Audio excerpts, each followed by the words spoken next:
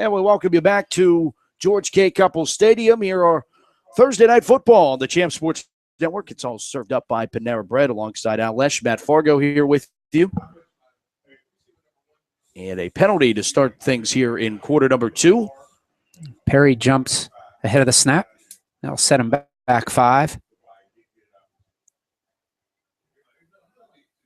Back to the 26-yard line. It'll be 3rd down and 9 from the 26-yard line. And back to passes Rutherford. Pressure coming. Slant route. Popped up into the air. Nearly intercepted. Incomplete. As having a chance at that football was Coleman for his second. He's the one who took the first interception to the house. That one ricocheted off his shoulder pad. It's going to be 4th down.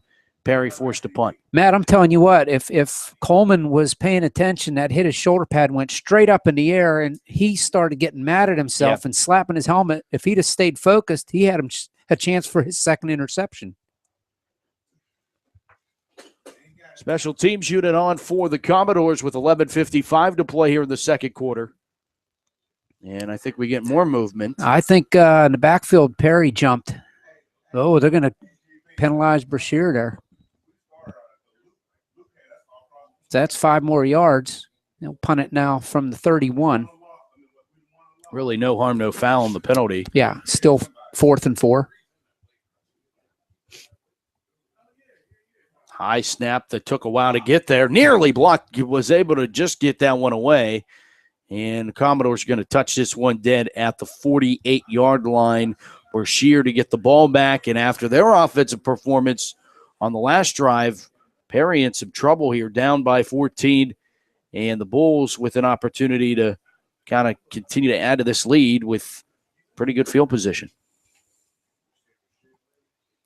Yeah, that bounced on the Brashear 47-yard line, went straight up in the air. And one of the Commodores, like you said, Matt, grabbed it and stopped it because it looked like it was coming back Perry's way. So smart play there by the Commodores. 1st and 10 from the 48. 11:33 to play here. They're going to hand it off. Ball went on the floor and got picked up, scooped back up by Samuels, and he falls on it alertly back to the 42-yard line. Going to lose yardage there, but Brashear's just going to live to fight another day there after the little bit of slippage on the handoff. Call it the 42. That play didn't look good from the get-go, Matt. The man in motion, the way it was set up, I'm not even sure if he wasn't supposed to get that snap, but Coleman picked it up and tried to hand it off to him, and it never got there. So it hit the deck, and so did the ball carrier. Shotgun for Coleman, or pistol for Coleman. Play action, rolling out. Pressure's coming, and he got the ball away, but it's going to be incomplete off the phony grass here at Cupples Stadium. Intended trying to get that ball over to Samuels. But I think Coleman was a little bit surprised when he came out of that play action with a little bit of company in his face. He had white and blue all in his face. It was a great job just to get the ball out of there. And almost a completion, it would have probably been a no gain or very little, if anything at all. But good job by Coleman there. 3rd and 16 from the 42-yard line. Shotgun for Coleman. Back to pass. Sets up a screen play out to the far side. It is completed, but abruptly brought down. Malik James makes the catch, and in fact, it won't gain anything.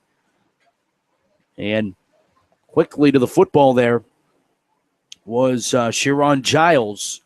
And Giles makes the stop. It will be 4th down, and a big stop for the Commodores there to quickly stop the Bulls from getting another score. Yeah, if he'd have gotten away, he had some yardage to gain there, but he wasn't going to let go. He clamped on the leg and wouldn't let go.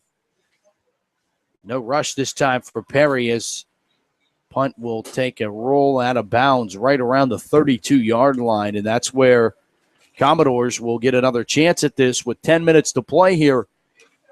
In quarter number 2, 14-0 is our score. The Bulls capitalizing on an 88-yard interception return for a touchdown and a 3-yard run that has really been with the scoring as far as what we've been able to see to this point.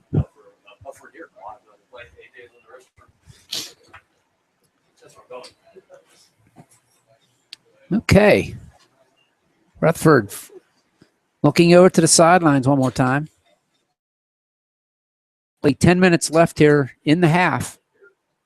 We got Twins here to the near side. Rutherford back to pass. Slant route and just overshot his intended receiver. And I tell you what, if he had put that on the money, there is no doubt in my mind that Rowan Smith is who I am. Yeah.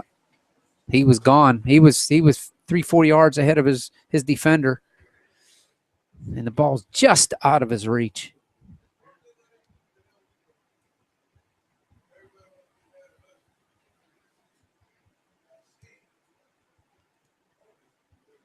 Second down and 10 coming up from the 32-yard line.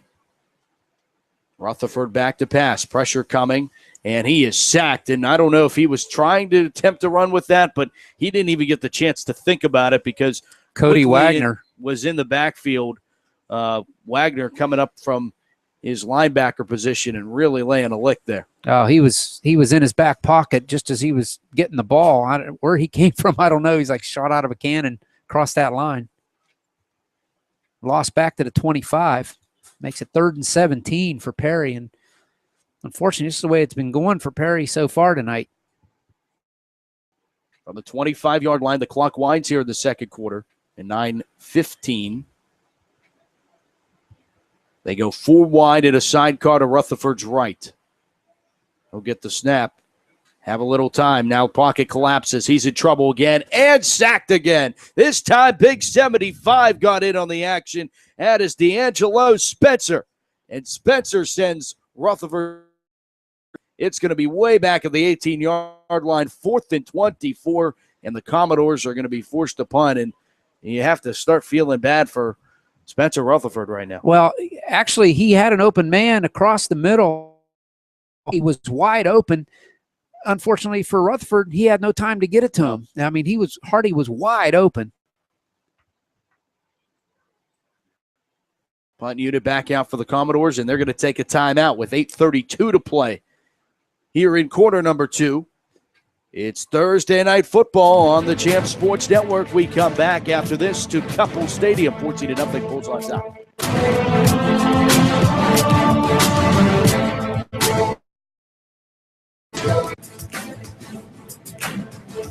Hi, I'm Charlie Batch from the Best of the Batch Foundation.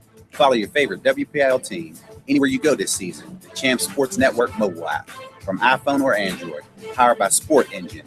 Just research Sport NGIN on your app store and get access to scores, standings, and stats. Even upload pictures and videos. Sports Engine app from Champs Sports Network. Champions play here.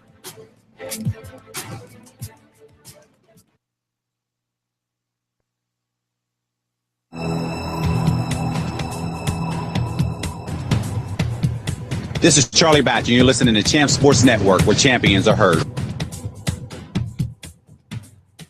Welcome back to Cupples Stadium. 8:32 to play, second quarter, 14-0. Our score in favor of the Bulls. Commodores to punt this one away on a 4th down and 24 from the 18-yard line. They get it away end over end. And this is going to take a nice roll across the midfield stripe and right out of bounds at the 48-yard line, which is ironically right where the Bulls started their last offensive series. It is.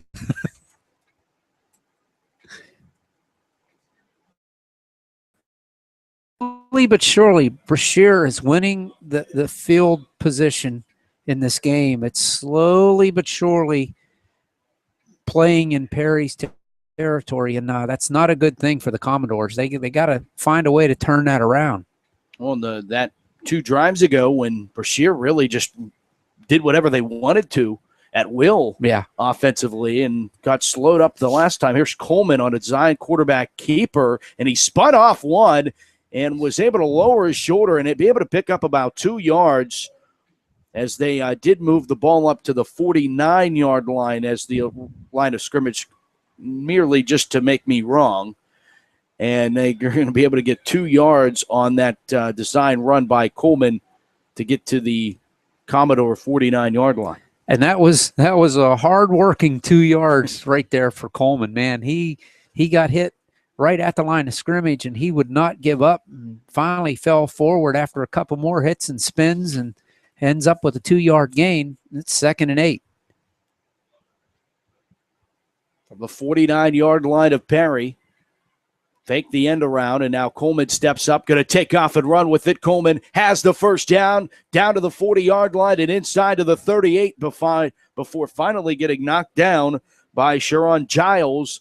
But Coleman able to call his own number once again, and he is an elusive quarterback, tough to bring down. And Coleman last year was a receiver on this Brashear squad, and you can definitely see where he gets his speed from. It was, I don't know if that was a design play or if he just saw the opening, but that worked just like a quarterback draw. And Brashear takes a timeout here. But he saw the opening, and, boy, he shot right up the middle. And, boy, quick 9-10 yards and first down, Brashear inside the 40. 7:08 to play here in the second quarter. And mentioned going into the half out, you did, Rick Murphy in his 7th year with the Brashear Bulls. And on the other side, the Perry Commodores had a changing of the guard. First-year coach for the Commodores after Bill Gallagher retired. Ken Wright takes over at the helm for the Commodores, and, boy, does he have some shoes to fill. Yeah. 13 seasons was Bill Gallagher, the head coach of the Perry Commodores, and they won championships seven of those 13. That's awesome. And Perry's missing Bill now, but I'm sure Ken Wright gets his feet on the ground here. He'll right the ship, and no pun intended there. All right, after the timeout by Brashear, they set up first down at 10, and they try to bounce this one to the outside as they give it off to Ty Poe, and he is traced down for a loss on the play. Host of white jerseys in on the stop. Rowan Smith among them, along with Ingram. 15. Yeah, John Ingram, the senior, comes up to make a stop. Yeah, that was going nowhere fast. He tried to roll to the near side, and Commodores had that one nailed. Big loss. 2nd and 14 from the 43-yard line after the loss of 4. Coleman lines up, trips to the far side. That's the wide side of the field as Coleman took the snap off the turf, rolls that way, throwing and trying to slide back down to the football and missing that one off his shoulder pads was Devon McNary, the receiver for the Bulls. Not able to make the catch. Incomplete. 3rd down and 14 now. Back at the 43-yard line after the incomplete pass. Yeah, that's a difficult pass when you're a right-handed thrower and you're rolling to your left side. You got to square up your body, and he did a good job of getting it out there, and he threw it where nobody could get it except for McNary. But unfortunately, McNary couldn't grab it off his shoulder pad, and we're here at 3rd down and 14. From the 43, rolling out to the right this time, will stop, avoid a tackle, or throw that one into the turf. I think once again, Coleman a little bit surprised to come out of the play action and have a Commodore hanging out there in the backfield with him. That time it was Chandler Hudson. That was Houston, I beg your pardon.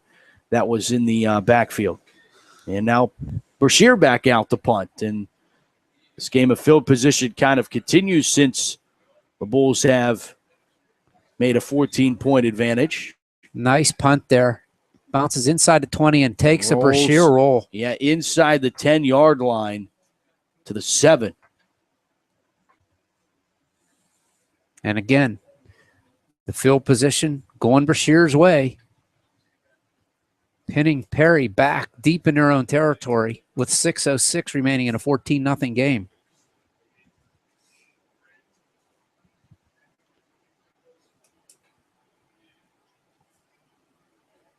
First down at 10 for Perry. Call it the 8.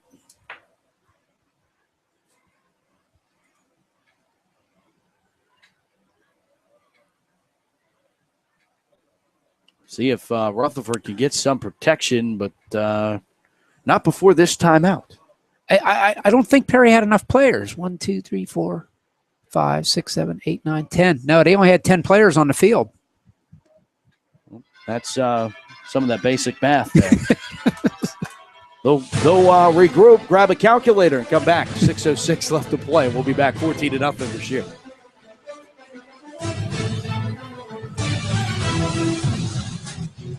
I'm Scott Davis, the head of Panera Bread's culinary team, and I want to tell you about our new spinach power salad. The idea behind this salad is to give you sustainable energy to get you through the day. We started with baby spinach. Can't get better than that for a green. Roasted mushrooms, take some olive oil, you season them up, heat them over the fire real hot, caramelize them, add a hard-boiled egg to that, a little applewood smoked bacon, great smoky Vidalia onion vinaigrette that we created, and you top it off with some frizzled onions just for some fun. The new spinach power salad, only at Panera Bread. And don't forget Panera for all your catering needs. Yeah, definitely don't forget Panera for all your catering needs. Welcome back. 6:06 to play. Second quarter, 14-0, Brashear. And here's Perry setting up the tailback screenplay, middle screen, and Rutherford not able to get it over there to his running back and ends up throwing an incomplete pass. Yeah, it was set up nicely and just couldn't hit his running back and have an incomplete pass.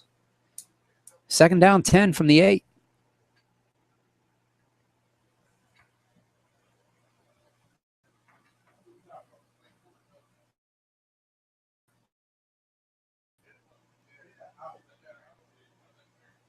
Trips to the far side right for Rutherford. And then they'll end up handing it off the right side with a burst of speed. Breaking free. He got the 30, 35, 40, and ridden out of bounds at the 45-yard line. What a run by Malik James, the 5'9 senior, refusing to go down. All the way out to the 45, a little wraparound handoff for Rutherford. And away he went, and he broke through the line. Pretty soon he was in the secondary and gone. He broke it to the near side and gets pushed out of bounds here at the 45-yard line. First and 10 for the 45 with under 6 to play.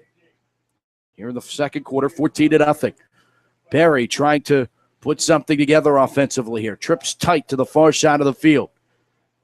They'll hand it off the left side. It's Wilkinson that's Crosby getting the call for the Commodores. Picks up one. Nice 37-yard run there to get them to where they're at. 2nd and 9 from the Commodore 46-yard line.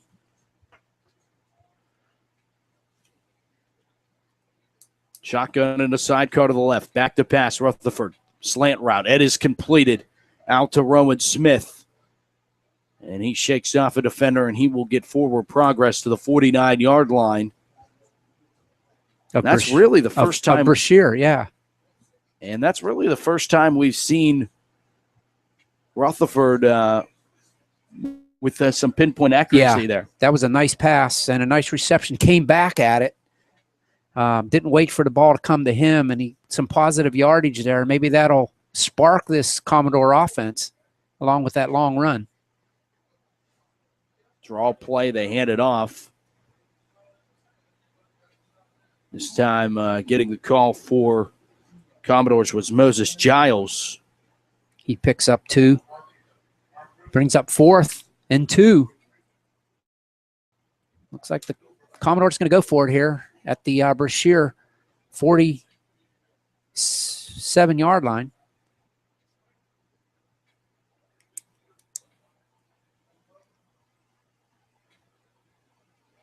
And they'll draw play, and it's stacked up by this Brashear defense. The entire defensive line. Coming up and celebrating, though, was D'Angelo Spencer. And a big stand on 4th down. Turnover on downs. Give the ball back to Brashear. And they have plenty of time to work with. 3:44 here in the second quarter. They have a 14-point advantage. Hey, where are they starting at, Matt? 48-yard line. It's a reoccurring theme. When Brashear gets the ball, we'll just give it to him at the 48 and we'll start from there. The spot. The spot.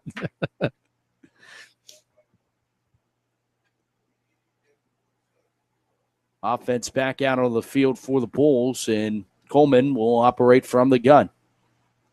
Handed off the left side with the burst of speed. It's Saunders, and Saunders down to the 35-yard line as he will pick up, 17 yards and a Bull first down with a burst of speed off the left side.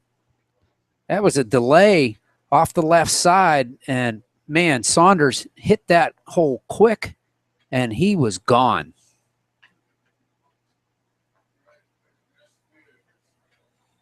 First and 10 from the 35, and a flag came flying out from way back. The field judge. Delay again? How could that be delay? Oh, illegal substitution. Okay, yeah.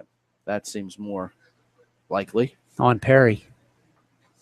That will move the Bulls up a little closer here. Make it 1st and 5.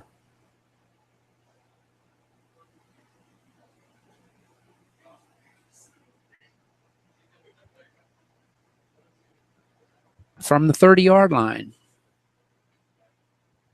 3 minutes to play here in the second. They hand it off the right side. It's Ty Poe. He'll lose a yard. Are they going to give him? No, they'll give him the 30-yard line. They'll give him the line of scrimmage. It was close. Second down at 5. It will remain, and clock ticks down. 2:30 to play here in first half action. 14-0. Bulls leading. So after the penalty, it works out like the first play. They gained 5 yards, so it's all in all not that bad. A free play. And they hand it off and tracking him down to the backfield for the Bulls as they gave that one off to DeAndre Ferris, and Ferris got brought down by Moses Giles in the backfield. Giles has been all over the field, and he's easy to identify with his neon green socks.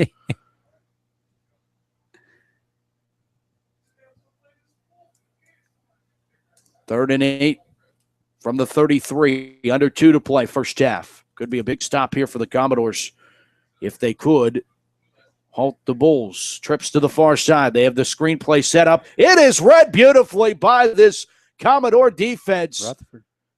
As Rutherford comes out of his secondary position and Or was that Rutherford? No, yeah, it was not. No, it was not. It was. I don't have that number. Amari Benton. I like your roster better than mine. We've been playing musical rosters Yeah. tonight. Punt unit out, 4th down at 15 with a minute to go, and they get this one off and take an interesting roll. That's a very faithful roll for the Commodores, stopping short of the 20-yard line at the 22 with 1:01 to play. Perry has 1 timeout remaining, and kind of want to make things interesting. Last time I was here for a game was earlier this summer. Had a semi-pro game where a team from the Western PA team came back to tie the game on a Hail Mary of sorts, and I'll finish the thought here after this first down play as Rutherford goes back to pass. There's a ton of pressure. He's going to let it fly down the far sideline, and here comes pass interference. Yeah. Rogers, the intended receiver for Perry. And Coleman on the coverage. Coleman's getting the call here. Rogers turned around to jump up and get the ball, and Coleman just ran him over. I mean, there had to be a flag there, and there was. So that'll be 15 yards in high school football.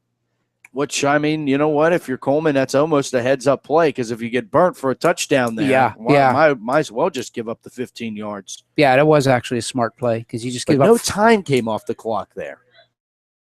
Oh, yeah, there's something wrong there. And the official has just recognized that, so he's tuned into the broadcast. Nope, they're going to run it here.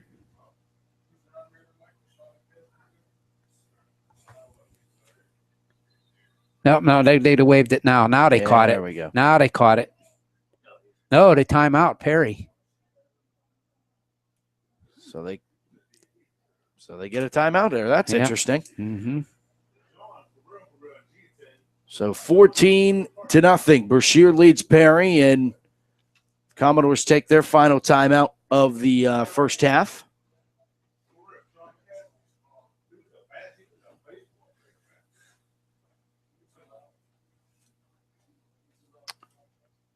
Don't forget that tomorrow on the Champ Sports Network, we have a doubleheader for you.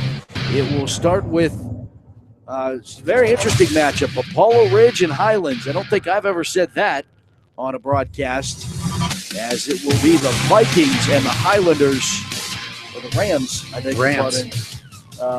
Highlands and Apollo Ridge in our high school football game of the week. And you can also catch a very interesting, intriguing matchup, if you will, with Carmichael's. All right, wow, where am I going with Carmichaelsville and Pittsburgh Central Catholic? All over the map. Yeah. Rutherford back to pass. Pressure coming. He is sacked back at the 32-yard line, and the clock will continue to tick down. Sacked again. D'Angelo Spencer has been everywhere for this Bull defense. Little help there from Wagner as well. They were coming from either side, and Rutherford had nowhere to go. Running clock now down to 40 to go in the half. Ball's back on the Commodore 32-yard line. 2nd and 15 after the loss of 5, down to 30 seconds. Perry not really showing much of a hurry here, down to 25.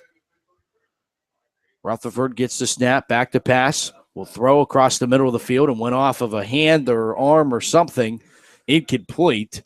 Trying to throw in the middle of the field, and it would only been about a 11, 12-yard gain, and it wouldn't even have made a first down. So yeah, he was in the arms. So it will be 3rd down and 15 back at the 32. If you're a Commodore, it's probably a better thing that it was dropped. Incomplete pass. The clock stops with 18 seconds. You got a chance for one more play.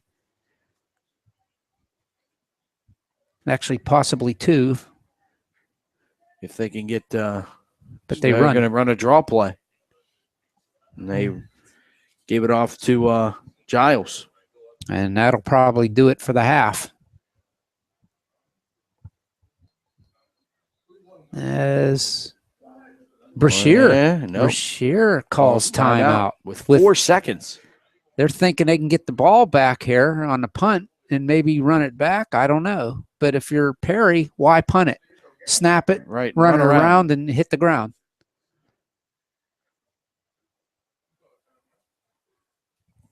Wow, that's interesting. That's an interesting call there by Coach Murphy. Yeah, or just throw it long. I mean, you have the arm with Rutherford. Why not almost go deep here? You why not? You have nothing to lose at this point. Right, exactly. With Rutherford's arm, I would. Why not? He can run around, buy some time, and send his boys out. And they're back in punt formation.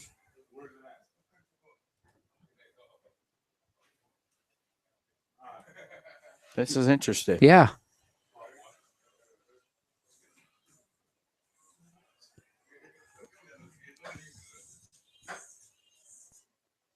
Whoa. High snap. Pulled down. Wow, that could have been dangerous. And this is going to take a bounce and run out the clock, and there we go. That's the half. Well, okay. Wow. So at the end of one half of play, it is the Bulls from Brashear 14. The Perry Commodores nothing. It's Thursday Night Football served by Panera Bread here on the Champ Sports Network. Come back with us for our halftime report and the third quarter right here on Champs.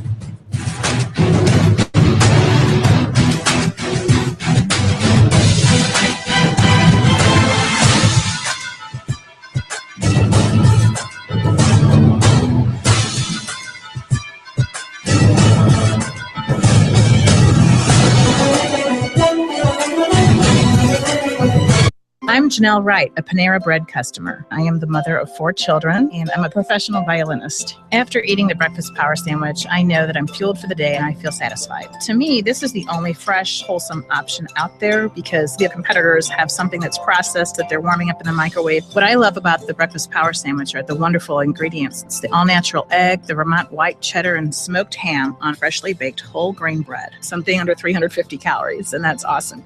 Panera Bread, make today better.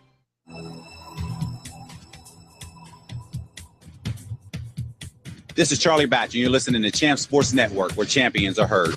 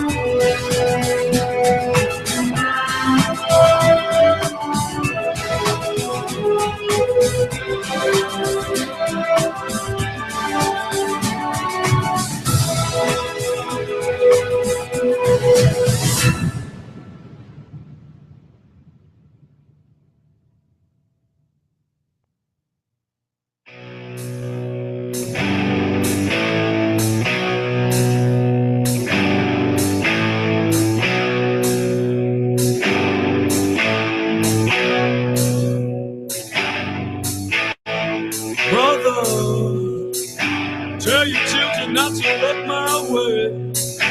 Tell your children not to hear my words, what they need, what they say, mother. Mother, can you keep them in the dark for a while? Can you have a proper wedding world? Oh, mother. Mother, gonna take your daughter out tonight. Gotta show her my world. Oh, mama. Not all time to see how running. But if you want to down there with me, I can tell you what it's like.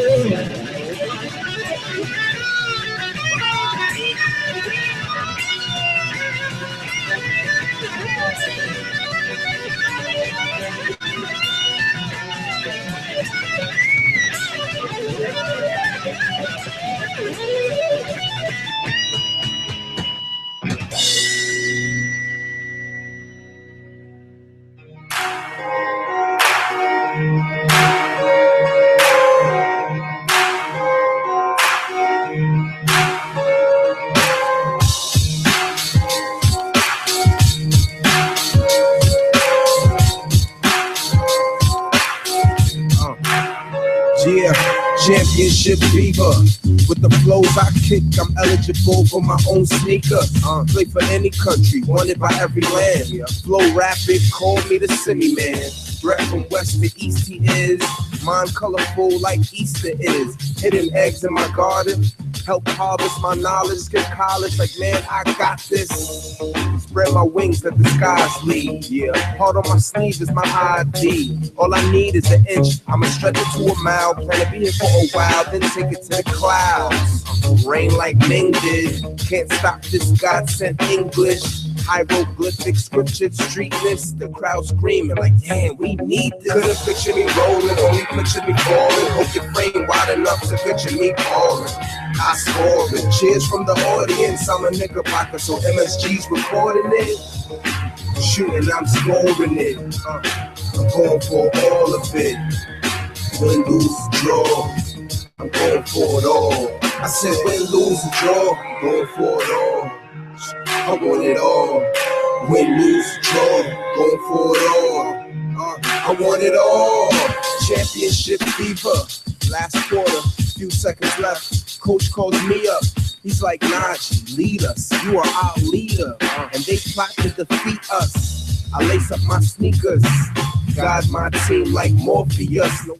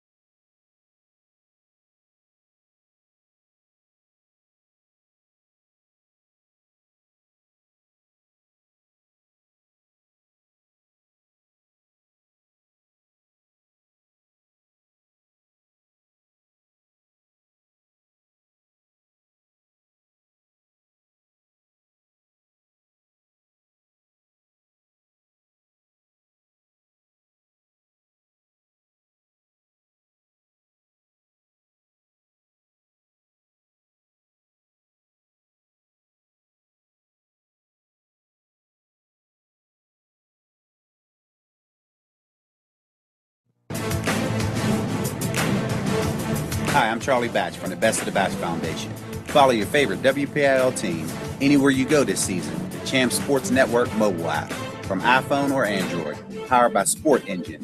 Just research Sport NGIN on your app store and get access to scores, standing, and stats. Even upload pictures and videos. Sports Engine app from Champ Sports Network. Champions play here.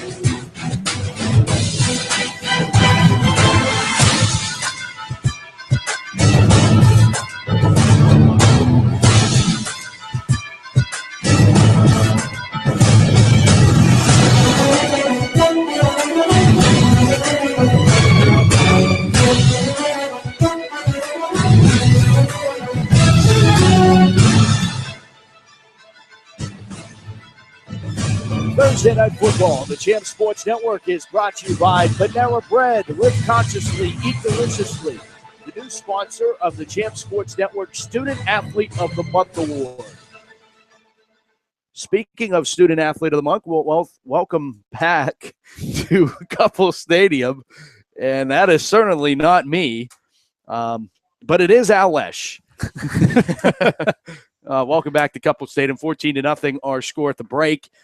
And our Student Athlete of the Month poll is active on the Champ Sports Network's website. You can cast in your vote for very deserving athletes. And I looked earlier this evening, there was already over 200 votes, and we had just posted it today. So vote early, vote often. Ben DiNucci from Pine Richland, quarterback from Pine Richland, who has 76% of his passes completed. How? That's unearthly. It really is. In the world? The Italian stallion for sure. What? It was incomplete. Right? Are you kidding me? You missed? Yeah. Austin Kemp from Thomas Jefferson, who leads the WPIAL in rushing this year. And then two ladies. And right now the ladies are in front. Zoe. Come on. testing my Memory knowledge banks. here. Wow. Zoe from Freeport volleyball. She is in the running, and she's only a junior. And the other female is the goaltender for Seneca Valley girls soccer. Here, Jeff's saving my life right now. Zoe Pollock from Freeport and Jessica Neal from Seneca Valley. And right now, updating you, 286 votes.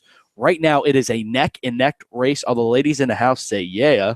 Zoe Pollock leading Jessica Neal, 35% to 34% of the vote. So you think football is king, but when it comes to these things, and we've done these in the past, and every time the female wins, we have not gone to one. Gotta love it. Football, it's great. I love it. I do love it. Yeah. And two small schools Seneca Valley is not small, but sport wise, you're talking about soccer getting some, and Freeport. You never talk about volleyball and volleyball.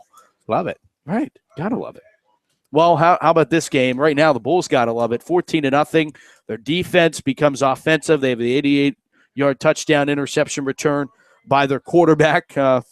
Thurin Coleman runs it back 88 yards. And then a 3-yard plunge by Poe. Ty Poe got in from 3 yards away, and that's your scoring recap right there, 14-0. Yeah, Brashear set the tone early with that interception, and the Bulls were bullish on the defensive side, and Perry's having a hard time moving on him. So the game right now is in Brashear's control, and it's up to Perry to turn the tide here. Perry's going to actually have to kick off, as Brashear won the toss at the beginning of the game and deferred. So switch sides. Yeah, they're all set up wrong. But So now Perry's got to give the ball up, and it's going to be a huge defensive start here for the game for Perry. They got to make a stop here and get some good field position and move up the field. Rutherford's doing what he can, but he's got no time in the backfield. So we'll have this one teed up and get ready for our second half of Thursday night action. Reminder, doubleheader for you. First one of the year. Wow, this is weird to say. First doubleheader of the year. So we've been doing one game a week all season. Now we do 3 with tonight's game. Second half from the Cup underway.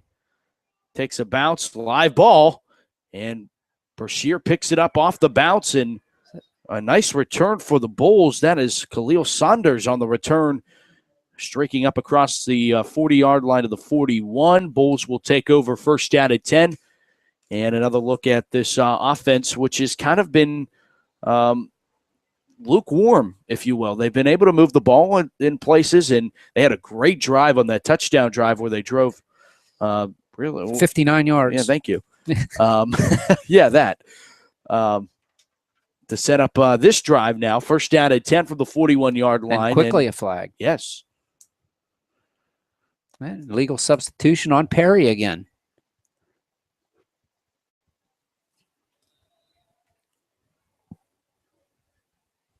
Wow. So Brashear, to start the second half, starts out 1st and 5. And they will, on the quarterback keeper, Coleman keeping it and edging forward to the 49-yard line where forward progress will mark him. Gave him 3 yards. First minute of play here in the third quarter through. Second down. I was hoping he got stopped on the 48. They'd love the 48-yard line. But it's second down and 2. Second down and 2. From the 49. Low snap. Coleman fields the snap and moves up into the pocket. Will stop and throw. Flag comes flying. And got his receiver, overshot him, incomplete. Flags are down. Intended receiver was Samuels. And we'll check that yellow laundry on the field. It looks like it's coming back on the Bulls. Yeah, that was an attempt to save their quarterback. Coleman was about to get crushed, and one of the linemen, I couldn't get his number, just tackled the Commodore coming around in, and hence the call. So that pushes them back all the way back to the 30-yard line. He'll be back to the 30, as Al alluded to. Yeah, they'll put it on the 30. Sticks are a little bit slow to get there. Second down and 21. Not many plays in the playbook. Play clock down to 5 seconds. This one hit the turf. Coleman's in trouble. Dives on the football, and he's back, way back now around the 20-yard line. And they're going to lose more yardage. And not only are they using yardage here, but they are also losing field position badly. Oh, absolutely. They will need the Perry 49-yard line. They need to get into Perry territory to get the first down, and the ball sits at the 20-yard line now. And Coleman has been at the mercy of these snaps. There have been several bad ones low on the turf, and he did the right thing. Just dive on it that deep in your territory just to keep the ball. So now it's third and forever. Downtown. Back to pass. Coleman rolling out to the left, throwing, and incomplete. Trying to tightrope the far sideline, and I think McNary, the intended receiver there for Brashear, he's had a couple close calls on that far side boundary, but not been able to rake any of them in, and it will be fourth down and a long way for the Bulls, and they will be out to punt the football. Well, that's just a prescription that the doctor ordered for the Commodores. They needed something like that. They actually pushed Brashear back, a good 15, 20 yards, and now they could get some good field position. And a bad punt. This is going to be an over-the-counter prescription for Perry, as they will get it. Yeah, great field position. Yeah, Perry will end up with the ball. Actually, if you were looking at Brashear's perspective, behind the change. So they didn't even get to the first yard marker They're going to have 1st and 10 from the Brashear 30, and this is the opportunity that Perry's been looking for. To finally break into the scoring department here. Perry this year averaging the 21 points per game and averaging giving up 28.8. Trying to get that average up there. Rutherford from the offset eye. Will hand it off the right side. He was dead to right to the backfield and is going to be able to fight forward and maybe get a loss of 3 instead of a loss of the original 5 that he would have lost had he been traced down where he was originally hit. That was Devontae Crosby, the ball carrier for the Commodores, and there was a host of black jerseys in there, and among them was defensive end Cody Wagner. Once again, Crosby did a great job of keeping his knee off the ground. He put his hand down and kept on going to get those 2 yards back. He still loses 3, though. 2nd and 13 from the 33-yard line. Rutherford back to pass. Slant route knocked away. Great defensive play there by guess who? Theron Coleman is playing as good of a secondary cornerback as he's been playing at quarterback for the Bulls as he swats that one out of the atmosphere incomplete. And now a 3rd down and long for Perry. Well, that route's been open all night for Rutherford, and he finally forced it in there. And Coleman, like you said, Matt, great play to get his hand in there and knock it down.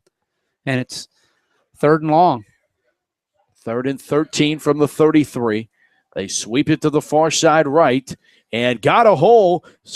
Being able to fight forward there was Malik James, and James is going to have a Perry Commodore 1st down as he gets it inside the 20 all the way down to the 16-yard line. And what a long shot of a play on 3rd down and 13 to be able to pick up the 18 yards that you need. The 13 and then add some is they will have a 1st down and 10 from the 17-yard line, and lost the ball there on that snap. And Rutherford's just going to hang on to this, and he's actually going to get a yard as forward progress will give him the 16-yard line, 17-yard line from the 18. So actually, well, they're marking it no gain, maybe a foot. But that previous play, Matt, that was an awesome pitch sweep to the right side, and he cut it back into the middle, and boy, what a run! Offset eye once again. Rutherford, quick hitter to the fullback, falling forward is Moses Giles. Giles, a junior. Older brother Sharon Giles, a senior. 3rd and 7 coming up now for the Commodores from the 14-yard line. 7 minutes to play here in the 3rd.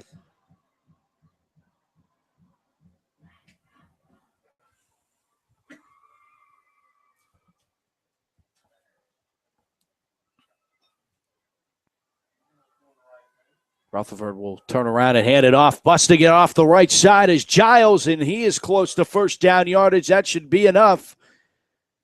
As the Commodores pick up another 3rd down conversion on the ground on 3rd down and +5. They've converted 3rd and 13 and 3rd and 7 on this drive, and they have a 1st down and goal. And the next time they convert a 3rd down, it'll be into the end zone. Well, Matt, the Bulls had just about everybody inside the box, and once he got through the line, he was free. Turn around and give it off. It's Giles, and this time he is met right at the line of scrimmage by a host of black jerseys. DeAndre Ferris among them for the Bulls. Be 2nd down and goal coming up. Under 6 to play in the 3rd.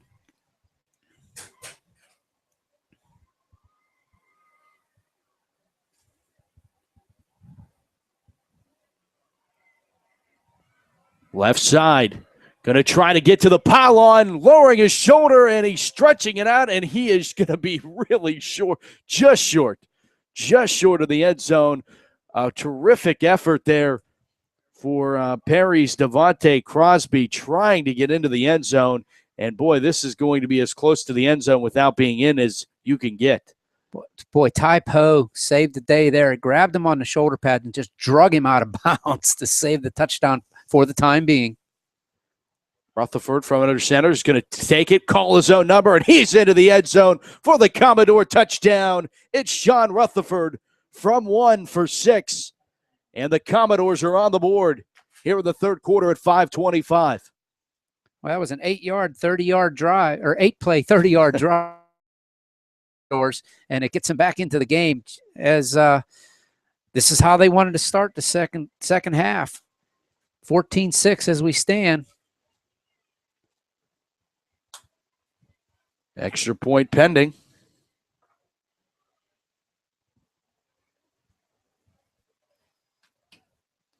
And he lost the snap, and then a flag came flying in. Boy, that would have been interesting to see that play out because Perry had some room to punch that 2-point conversion in.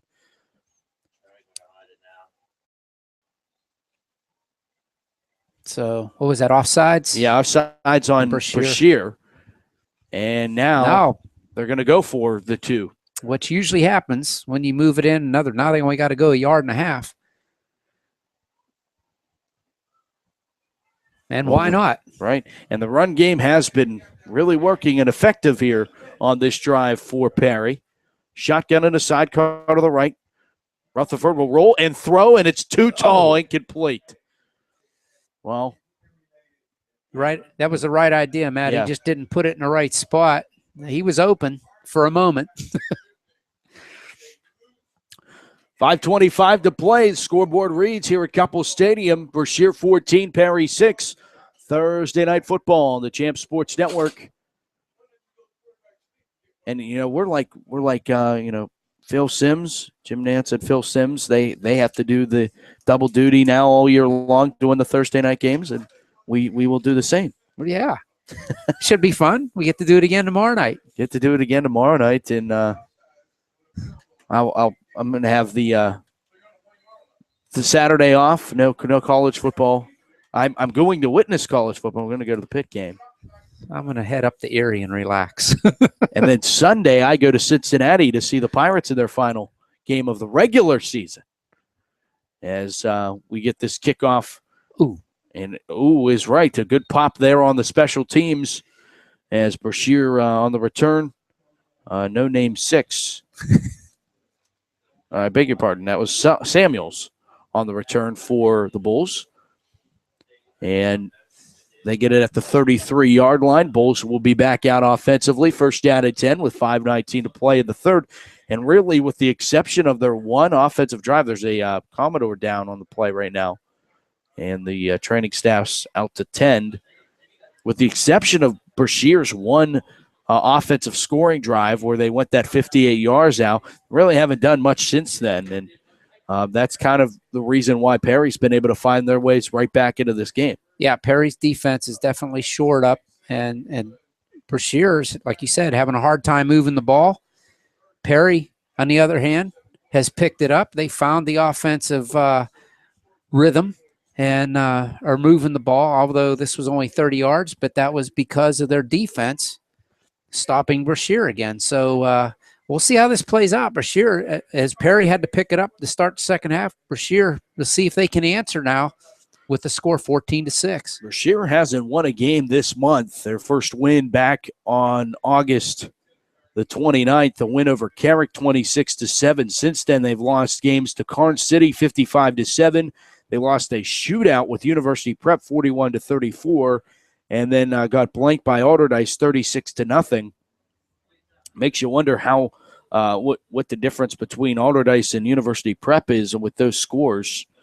Alderdice being able to hold Brashear off the board, and University Prep giving up 34 to them. And then Perry, as we'll pick that up after the injured player was taken off the field, and they handed off on first down, and coming up to make another big play, Moses Giles has been all over the field. And another Perry player. And then another Commodore comes down. It will be second down and 14.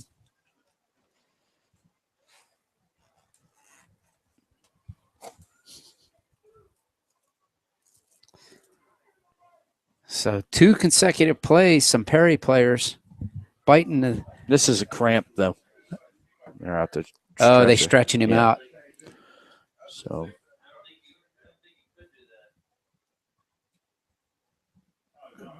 Yeah.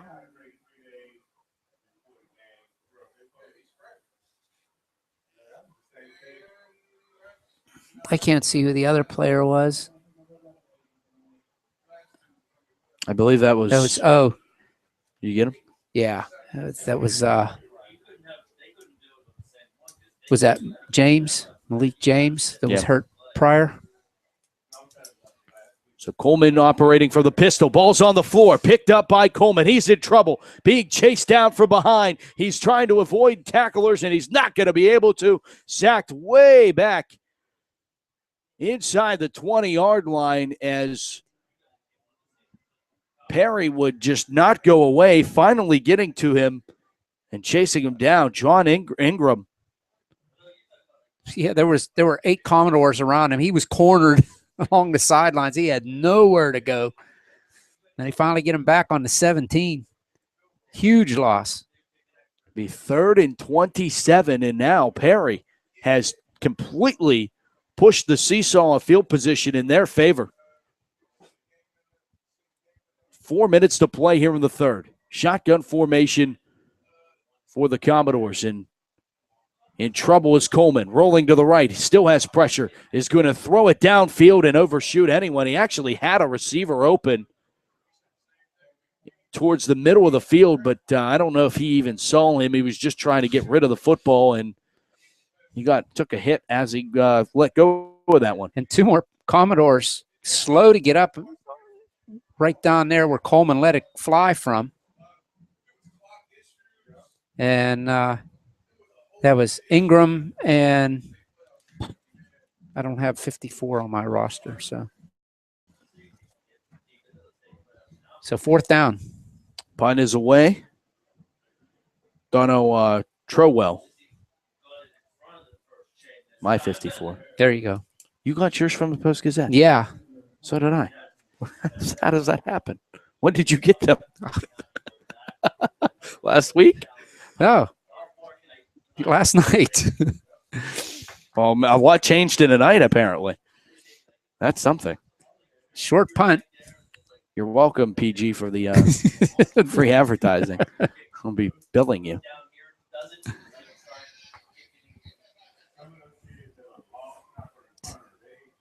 Perry now with the field advantage. They've completely, as you said, Matt, completely turned it around on Brashear. Rutherford operating from under center. Will turn around and hand it off the left side. Lowering his shoulder, it's Crosby, and Crosby has the 25-yard line. That's enough for a Commodore first down, gain of 11 yards. And the running game for Perry has taken over here in the second half. The 3-headed monster running attack by the Commodores. Crosby came to the left side around end, and he got hit. He just wouldn't be denied. He was going to get the first down. First down at 10 from the 25-yard line. Crosby gets the call off the right side this time. Got hit right as he headed it into the hole. It was Cody Wagner on the stop for the Bulls, who's slow to get up right now. And they're going to call it a loss of 1, 2nd and 11. Back to the 26. Yeah, he got the ball, and the Bulls had sniffed that one out. They were waiting for him. Nowhere to go. I formation, or offset I. Rolling out to the right side. Rutherford in trouble and going to let it fly out of bounds. And he was outside, so lived to fight another day. Heads-up play there by Rutherford. He knew he wasn't going to be able to get the corner to run. Decided to just toss it out of bounds. 3rd down and 11 coming up. Yeah, if you've never been here to Cupples, he almost put that one in the stands, and you got probably 5 to 10 yards of turf, and then the track, and then the stands. Like 7 lanes of track, and oh man, yeah, he flung that one. So 3rd down now. Offset I once again. Rutherford will go back to pass. 3-step drop. It was tipped and then caught, and he's into the end zone. Touchdown, Perry. Going in for the score. It was Rowan Smith on the slant route that has been there all day, and this time, for the first time, they connect on it, and it's for 6. Like I said, Matt, that slant pass, that quick hitter across the middle has been open. Rutherford just hadn't been able to get it there. When he finally did, he was gone. Rowan Smith takes it in from 26. And here is the 2-point conversion to tie things. Fullback hitter, and it will be stopped short as they gave it off to Deonis, and he is stopped short. So we remain a 2-point lead for the Bulls of Brashear, 14-12. And things have the plot has definitely thickened here in the second half with 2:37 to play. 12 unanswered from the Commodores of Perry. Yeah, so far it's been the tale of the two halves, and once again Wagner down, and the training staff out to look at him. But it's been the tale of two halves. It was pretty much Brashear in the first half, and Perry has taken control of this game on the scoreboard and on the field. It's all been in their favor. We played the whole game in Brashear's side of the field so far in the second half. Wagner's up on his feet now down by the goal line. A couple of the officials over there looking at him as well.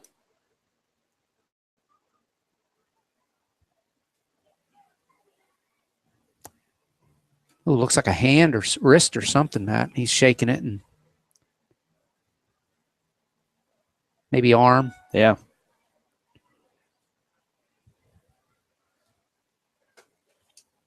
Everyone's lined up here for the kickoff, just waiting for him to get off the field. As he walks slowly.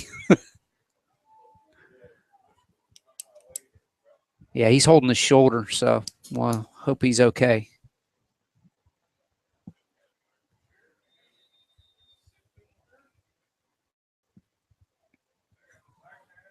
Kickoff fielded from the 20-yard line.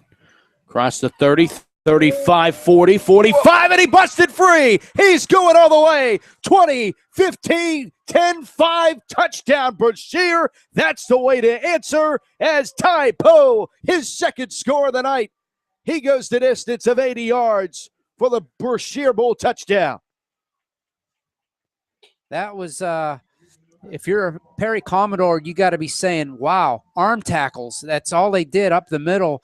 And Tai Po said, that ain't going to bring me down. I'm going the 80 yards. I'm taking it to the house. And it's quickly 20-12 right now.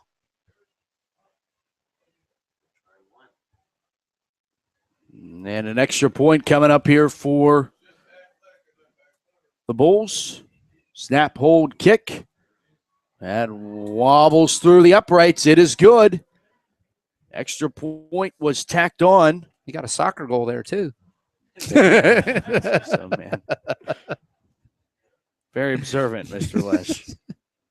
No, it was interesting. That was the first time Brashear tried the traditional point after, and it worked. Clarence Porch, a 5'8", 140-pound sophomore, put that one through the poles.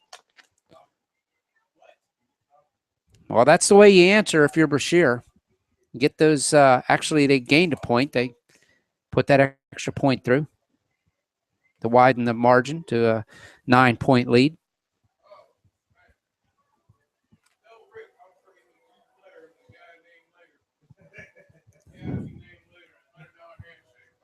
So we'll do it again. We'll kick it off the other way this time. Well, that's the way to answer if you're Brashear. Wow. What a way to expand their lead. Those are always exciting. You got to love the returns, man. Yes. That's an exciting part of football. And you don't get to see it anymore, really. No. Especially in college. Because they moved everything up. Pros, yeah.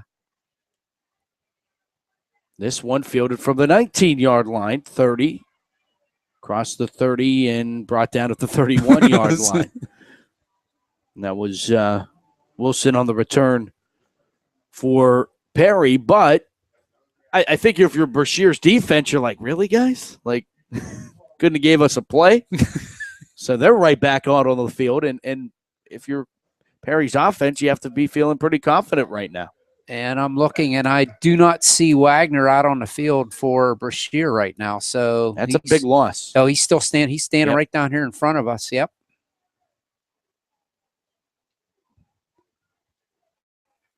Yeah, that's huge. First and 10 for the Commodores. They hand it off the right side. Flags come flying in. It's Poe. Or it's Malik James, the ball carrier. Procedure. Legal procedure. Coming up on Perry.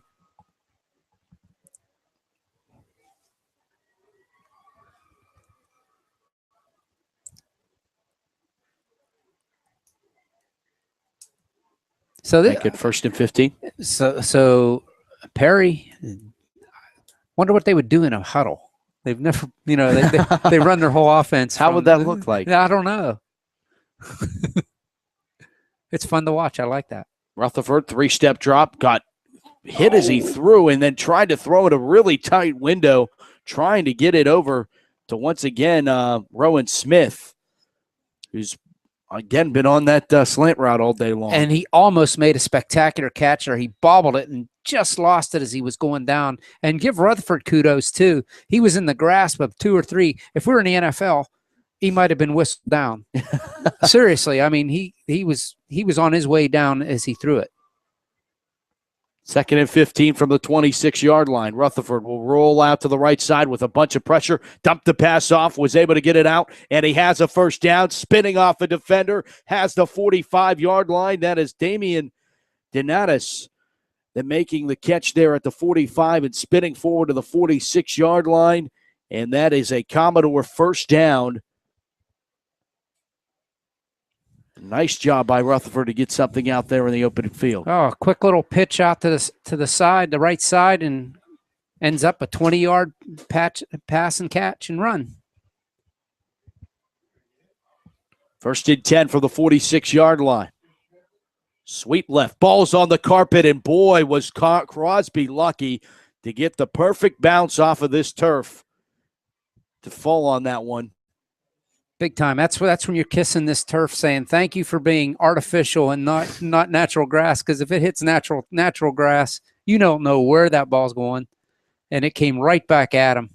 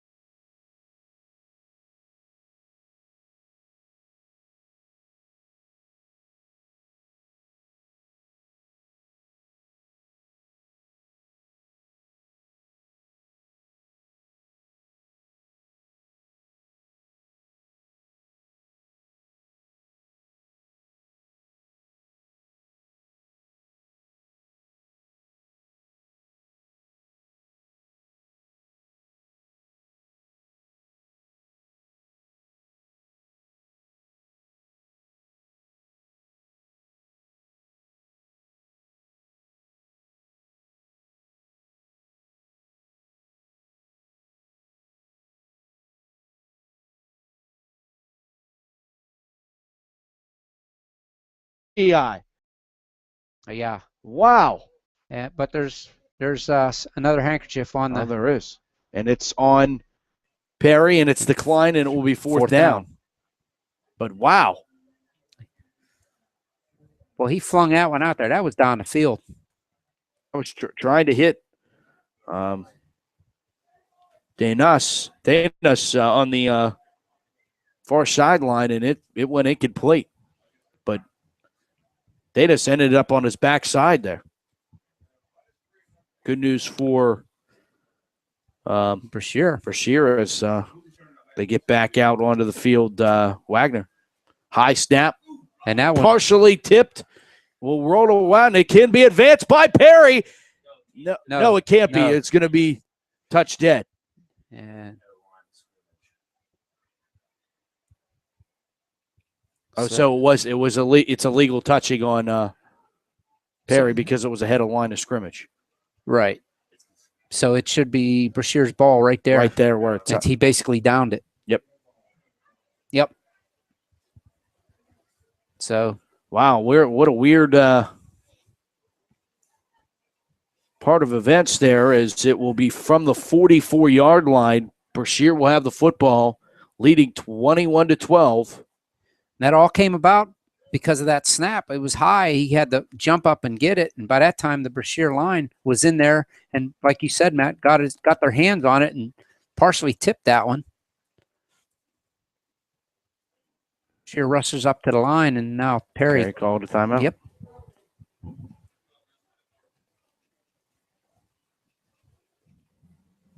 So Brashear has I don't want to say a short field, but they're starting this drive in Perry territory at the 44. Yeah, and they have a 9-point advantage now and two Right. scores.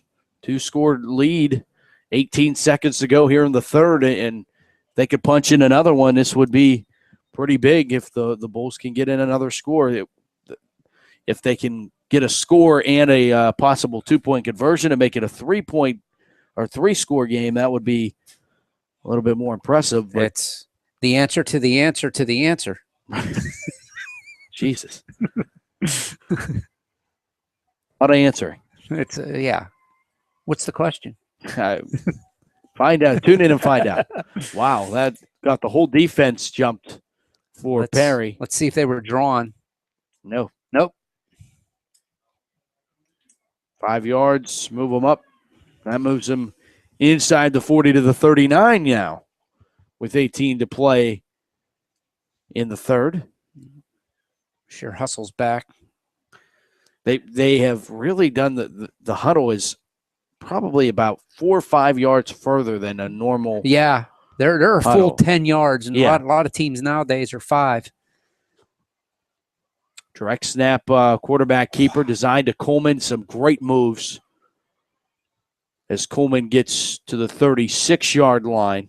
Wow, he played the Houdini there. I thought he was dead to rights in the backfield, and Coleman little dancing around in the backfield, and next thing you know, he's got a 4-yard gain.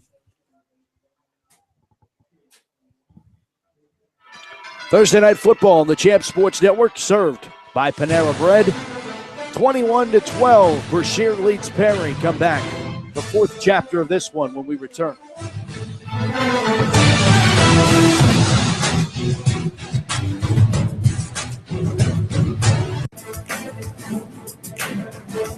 Hi, I'm Charlie Batch from the Best of the Batch Foundation.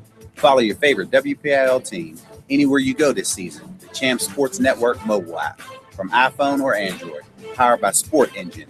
Just research Sport NGIN on your app store and get access to scores, standing, and stats. Even upload pictures and videos. Sports Engine app from Champ Sports Network. Champions play here. Welcome back to Carson Street on the Champ Sports Network. Back with Al Lesh, Matt Fargo here with you. Taking a look at the scoreboard for you. The Pirates leading in the fifth inning 2-0 over the Atlanta Braves. And in preseason action, the Penguins and Wild are tied at 1 apiece at the end of the second period. As we resume play, fourth quarter action here from the Cup, and a run off the right side for Brashear's Ty Poe, who's a strong candidate for player of the game with 2 scores. And he's going to be very close to first down yardage on that run. Going to be a yard short. 3rd and 1 coming up.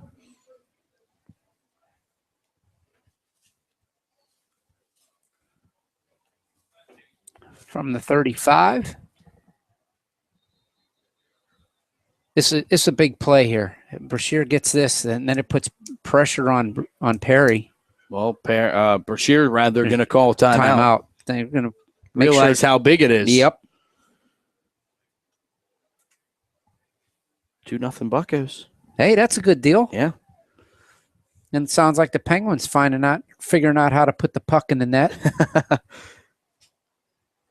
High school hockey returns to the network in just a few weeks. I can't believe it's already here. I'm loving it. Loving it. And it's my favorite time of the year, man. You got football going, you got baseball still playoffs going, you got hockey starting up.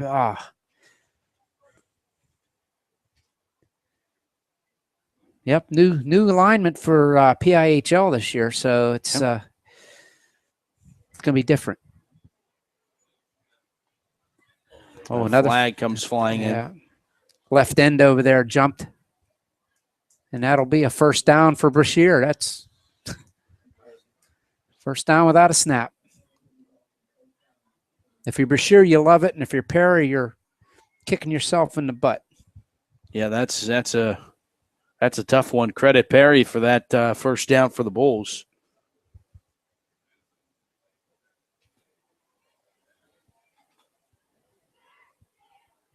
So that moves the ball up to the 30-yard line.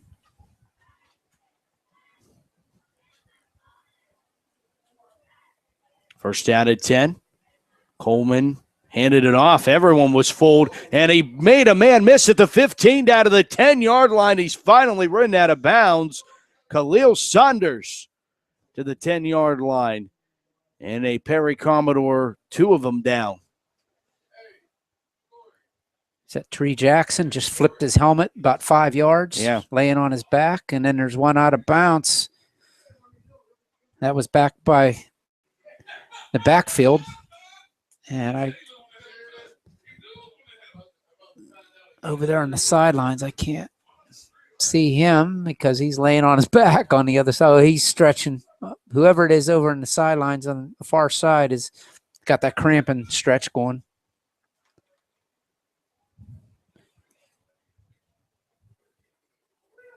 .36 to play in regulation, and 2 injured players being tended to. Real quick MLB update. Yankees and Orioles tied at 2, and why is that relevant? Well, it's Derek Jeter's finals game at Yankee Stadium, and Jeter doubled to deep left field and scored the Yankees' first run of the game. That's staged. So. Right? That's staged. If he homered, it really would have been staged. Yeah. But he, wait. There's still more to game. His last at bat, right? Yeah. We're talking $400. Get you a ticket to the game. That's crazy. $99 get you a ticket to the wild card game here at PNC Park for standing room. Standing room right now. Nah, I'd rather sit in my lazy boy and stand when you want to. I'll stand if I want to, and I'll sit if I want to. And okay, here we go. First down and goal from the 9. Bulls knocking at the door. Coleman, slant route. Got his receiver. It's caught for the touchdown. Sliding down to make the catch. Devon McNary, the junior home touchdown pass from 9 yards away. And the Bulls, Coleman this time throws a touchdown. Another 8-yard drive. That one went 56 yards. A little confusion here by Brashear on the point after.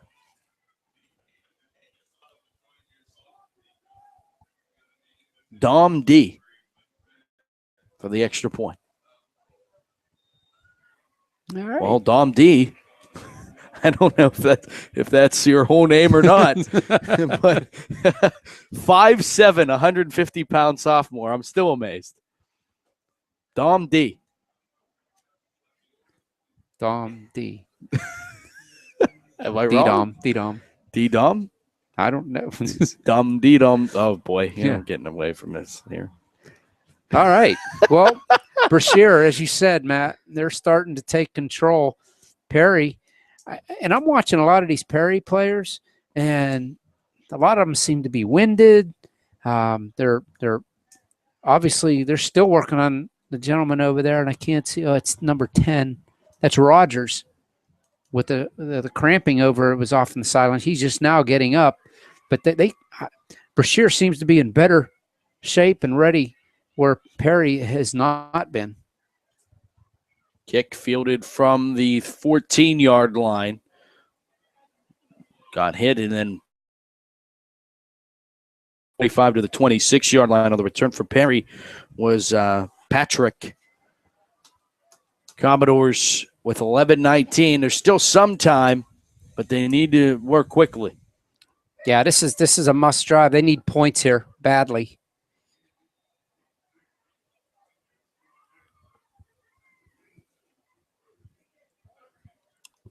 Down by 2 touchdowns and 2 two-point conversions.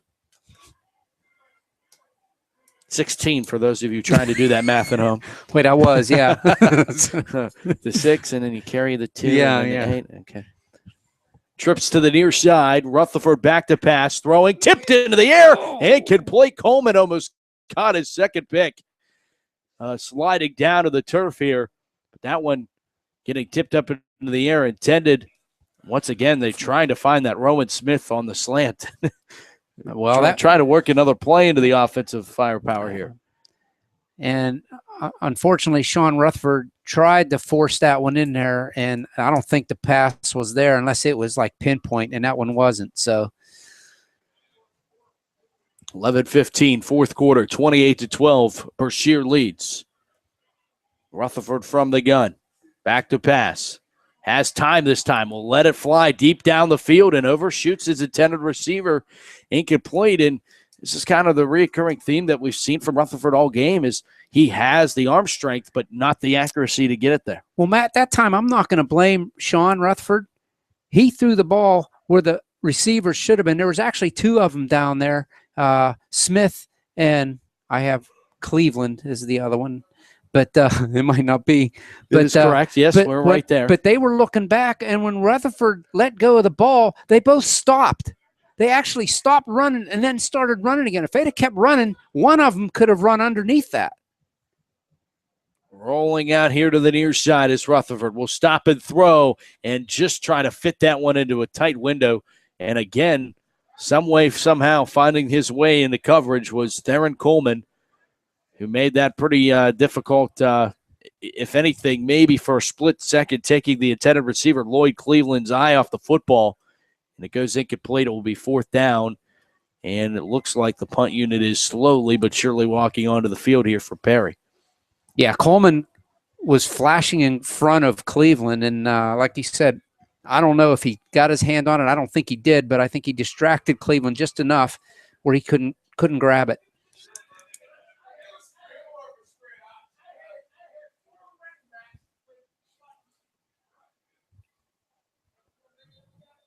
Flag comes flying in.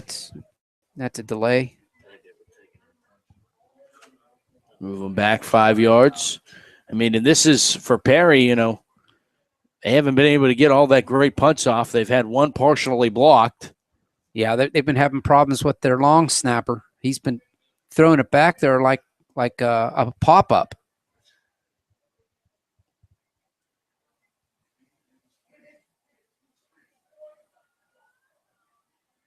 Much better snap there.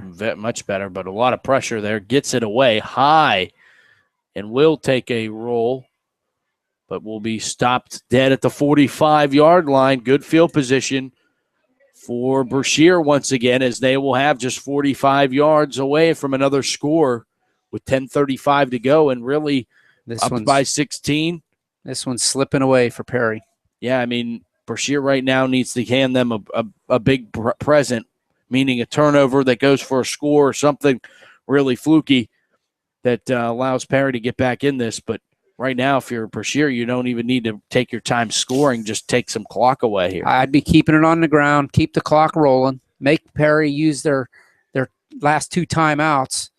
Coleman goes right back to pass, throwing, and boy, incomplete pass. And telegraphed his pass out there to the far side. It was intended for Poe. But yeah, and I think Ty was a little guilty of trying to run before he had the ball. He knew he had some open field, and then boy, he just turned before he really had it. And that one's on Poe, that incompletion. 2nd down at 10 though, and interesting to put the ball in the air with 10:30 to play and up by 16. And they'll operate from a 4-wide set. Trips to the far side right. Now Coleman's going to take it and run with it and get slung down. Great defense and a great open field tackle by Malik James, who is part of the running attack on the offensive side of the ball. And James coming in and making a great tackle. No gain on the play, and already 3rd down for Brashear. And Perry saying, hey, don't count us out just yet here. Right. Well, that was a smarter play, even though it didn't gain any ground. They've got the clock running, and even if Perry or Brashear goes 3 and out, if they punt the ball, they can pin Perry back deep in their own territory and make them go the length of the field. And off, this might have been, the defense jumped originally and was able to get back on sides, and then the offense jumped. And, it's going to be the second one that gets caught with their hand in the cookie jar. Yeah, I saw the right tackle, Spencer. He jumped up out of the set, and so the penalty's on him.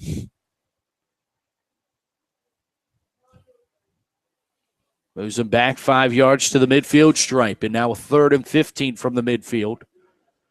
Trips to the far side right. Ball sits close to the near hash, and Coleman goes back to pass. Pressure's thrown. Hit as he throw. It's under throw. Tipped into the air. Intercepted. Picked off at the 27-yard line and got a convoy in front of him. Intercepted by Malik James, and James has this down to the 46-yard line of the Commodores. It will be 1st and 10 for Perry. And, boy, to predict a little bit of the future there, a turnover setting up good field position, or at least better field position for Perry than what they would have gotten had they punted the football away. Right. And that 19-yard return, like you said, Matt, it's not great field position, but good field position out near midfield. They're starting at their own 45. So Perry has an opportunity here with 9:14 left to get back into this. 1st and 10 from the 45. Rutherford from the gun, a sidecar to the right. He'll go back to pass. Pressure coming, streaks it down the far side and nearly throws that incomplete or intercepted. It is incomplete. It was nearly intercepted. Closest one to the football was Coran Poe.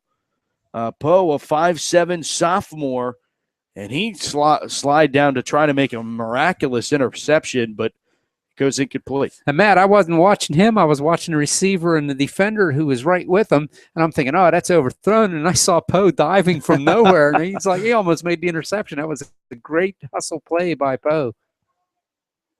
2nd and 10 from the 45-yard line. 4 wide for the Commodores. They're going to set up a screen play here to the far side. They're going to say forward pass. Spencer for Brashear picks it up and heads down the field, but the whistles were blowing. And as you said, Matt, that was an incomplete pass. They tried that crossbuck pass. He was coming back toward the quarterback and right through the hands. I believe that was Rogers.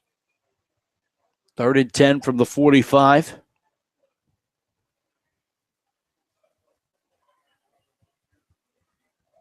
Man in motion left to right.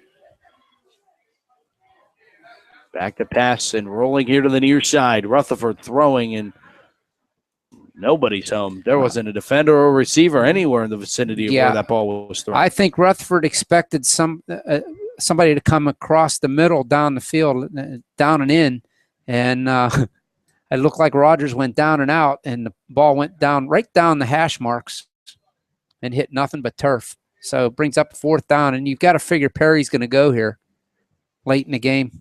Yeah, 9 minutes to play, 9:01 officially here in the 4th quarter. 28-12, Brashear leads, and they'll go forward on 4th down and 10.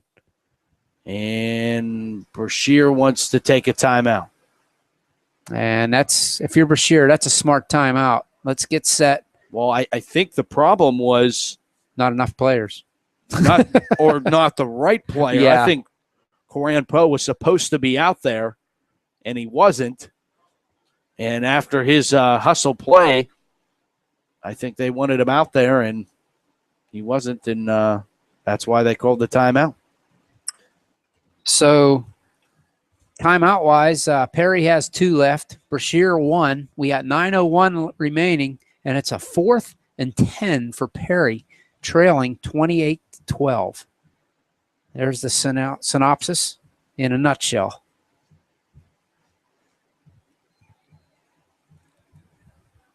Rutherford will operate from the shotgun. Brashear showing blitz, and this might be an offsides on the Bulls, and it will be, and this is going to move them up 5 yards and make this a lot more manageable of a 4th down play. That was Keyshawn Shahade. Did I say that right? Shade. Shayad.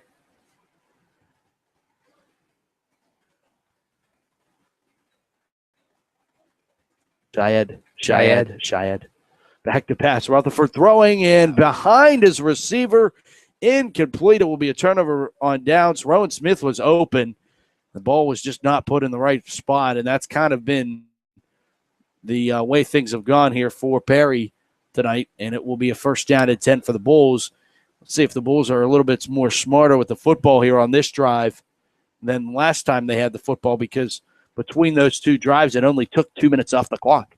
Yeah, and the sad thing is Smith was at the Brashear 40-yard line, would have been well beyond the yard markers that they needed for the first down, but the pass, like you said, Matt, was behind him and up high, and he just couldn't haul it in.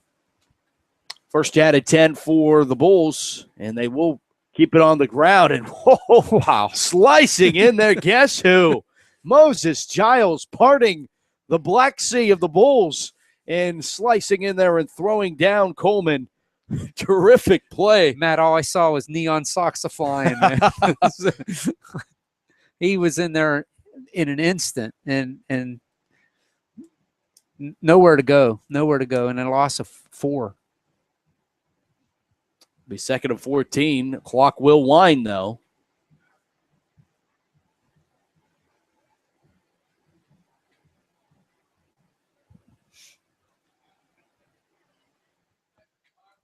Whoa. Ball went behind quarterback Coleman's, and he'll slide down and grab it. Boy, what a good play there by Coleman as the snap found its way behind Coleman and rolled all the way back to the 25-yard line. Going to be a huge loss of the play, but if you're Brashear, boy, you just have to be happy you get the football still. And they're going to mark it at the 28 officially. You know, and both these teams are having issues with the snaps, and it's ironic. Both the teams with those troubles. One, Brashear can't get the ball off the turf, and Perry, when they snap it bad, it's up way up high. So it's an adventure to get it back there. 3rd and 32. And this is going to be another penalty, and it's going to be, I believe, against Brashear. Yeah, it's going to be a false start penalty against Brashear. So moving back 5 more as if they could be moved back any further. I don't know if the numbers go up that high. It's 3rd and in the next week.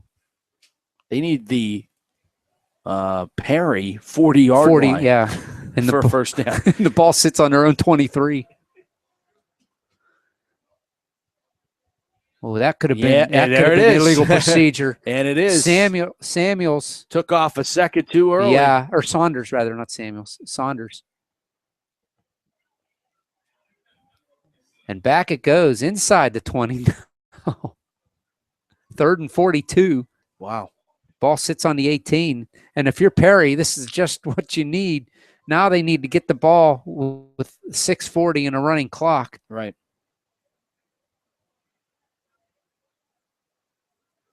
They'll hand it off. They will hand it off. Nice block. Off the left side. Saunders getting the call. That was probably the original play that they tried to run the last play. Yeah, a couple nice blocks there by Brashear to get him around the end. But he picks up to the 25. Under normal circumstances, a 7-8 yard gain is good, but here it still brings up 4th and 42. This drive encompassing 2 minutes as we're down to 6 minutes. Once this one will get booted away. And this is going to take a bounce. And this is going to take a nice Brashear roll to the 40-yard line. Boy, Brashear gets lucky there. Stops at the 38-yard line. That is a terrific punt. Wow. Nice bounce. It bounced 15, 20 yards for Brashear. All the way back inside the Perry 40-yard line where they'll have to start with 5:51 remaining in a 28-12 game.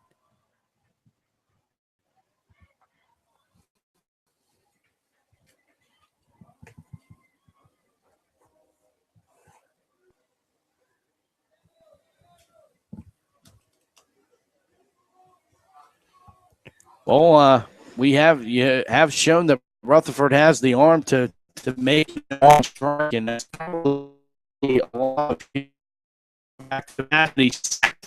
This time he's not even able to get the ball away. As it's frustration now in Rutherford that come from the blind side. He never even saw that one coming. Wagner and Spencer on the sack. That's 6-yard loss.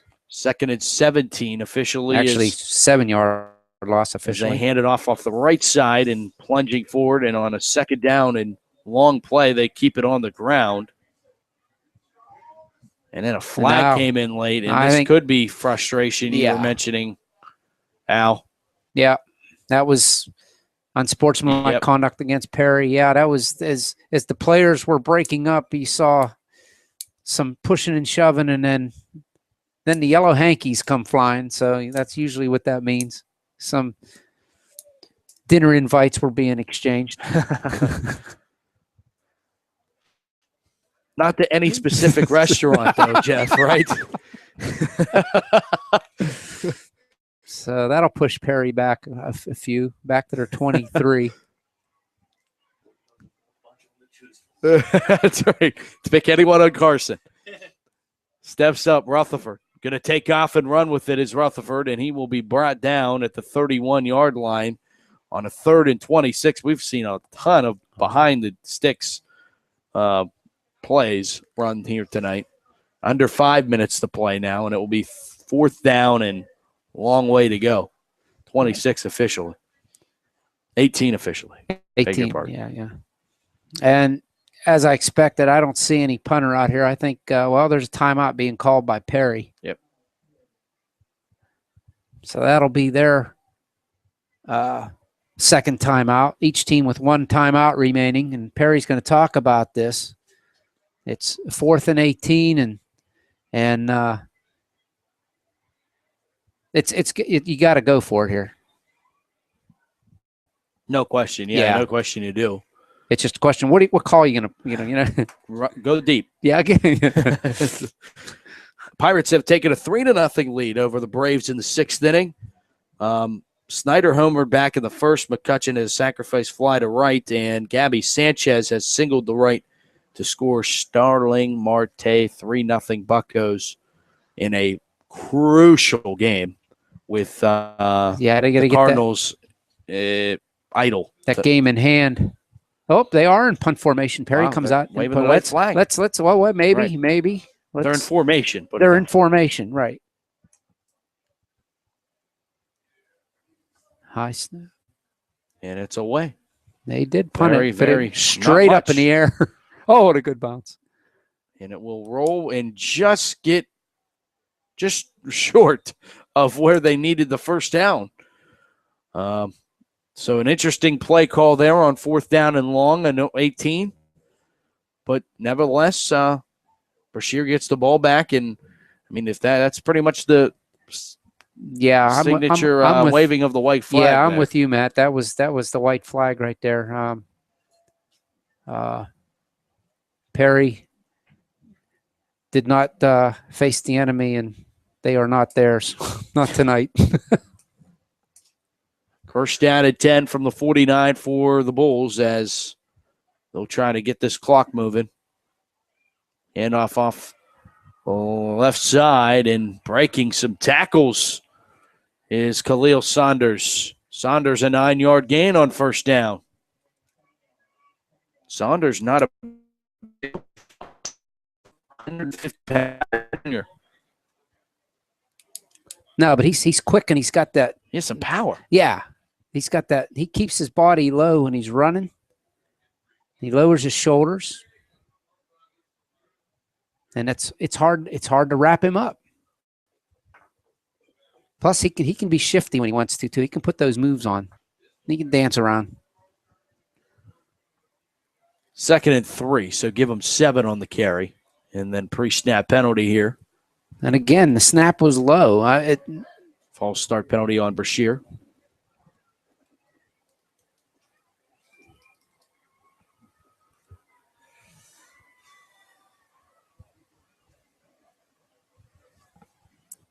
Brashear better hurry here. Inside 10 seconds on the clock, play clock. Get the play off with 2. Hand off the right side and almost had him in the backfield, but breaking free off the far side, has the first down and knocked out of bounds. Flag came in as Ty Poe took that one around the right side. And to be honest with you, it's going to be kind of hard to pick between Poe and Coleman. Yeah. On who deserves the honors here tonight. And Matt, this one's coming back. It's holding against the Bulls. And really a late flag, so the play seemed to be over. Right.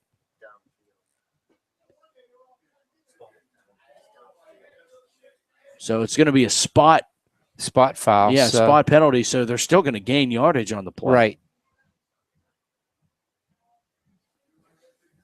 But all the more kind of in that area of unnecessary holding as Poe had already got the corner. 2nd and about 5, it looks like. They give it off to him once again, and he'll sidestep a man and have the first down and out right around where he was the last play. And that will be enough for Brashear first down. Yes. Very close, but it looks like he got it by about a yard. And that's pretty much the nail in the coffin for Brashear.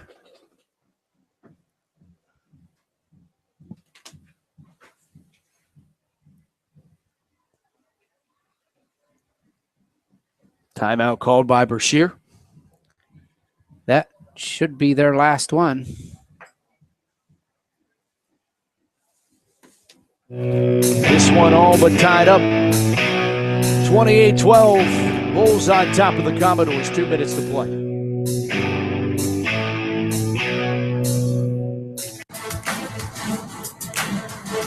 Hi, I'm Charlie Batch from the Best of the Batch Foundation. Follow your favorite WPIL team anywhere you go this season. The Champs Sports Network mobile app from iPhone or Android, powered by Sport Engine. Just research Sport NGIN on your app store and get access to scores, standings, and stats. Even upload pictures and videos. Sports Engine app from Champs Sports Network. Champions play here.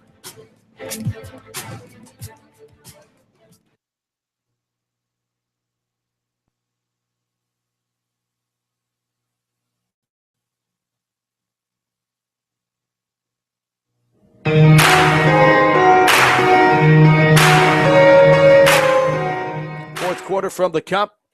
Champ Sports Network as they hand it off on first down at 10. They give it to Khalil Saunders, and Saunders moving forward. Dragging the pile. Still moving. The whistle is blown, and he's still fighting. Mark it at the 40-yard line, so lose 2 yards. Yeah, Matt, but he was hit back at the 45, and he drug players up to the 5 yards, up to the 40-yard line for that loss of 2. So give Saunders credit there. We were talking about his power. Now under 2 minutes, clock winds, and you really, really big win for Brashear as they'll get their first City League win. Yeah, these two teams will be tied in the standings in the City League, 1 and 2. It's kind of unfortunate for Brashear because of the lack of teams now in the City League. Some teams have to play twice in order to have your full schedule. Right. Brashear played Carrick in the opening game of the year, but that game did not count in standings. So they will play a second time coming up on the 9th. So that game will be the one that counts. Interesting. So really, yeah, it is. Well, Brashear takes a delay of game. Now here's Coleman with a burst of speed to the 35 and down inside the 34-yard line. 50 seconds to play. And as you mentioned, 1 and 2 will be the Commodores' record, 1 and 4 overall. And they will have a matchup with a top-ranking Alderdice before playing Westinghouse, and then a rematch. So which Brashear. game with Alderdice counted? because they played Perry plays Alderdice twice. They played them already and lost. I don't know how they determine which ones will count and which ones will not. So let's see, who else did they play? One of those. It's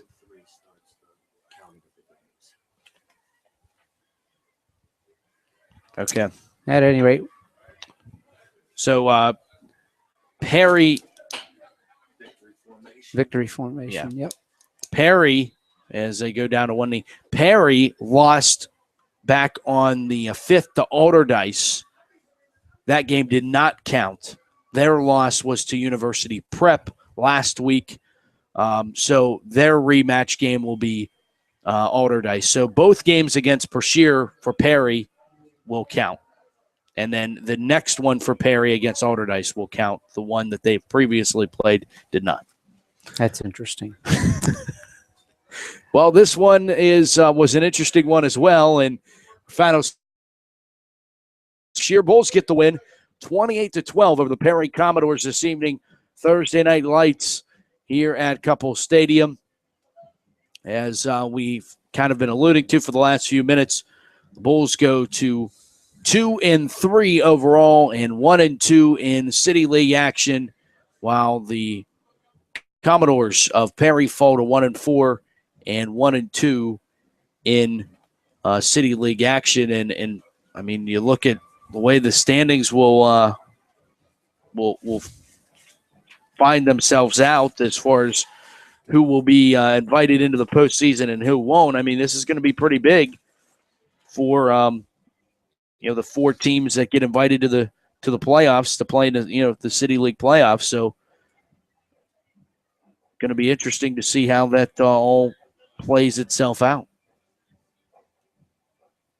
Yeah, it's Brashear takes a big step forward tonight by beating Perry, and they actually made a statement. They come out fast, but they kind of hit a rumble, some rumble strips, and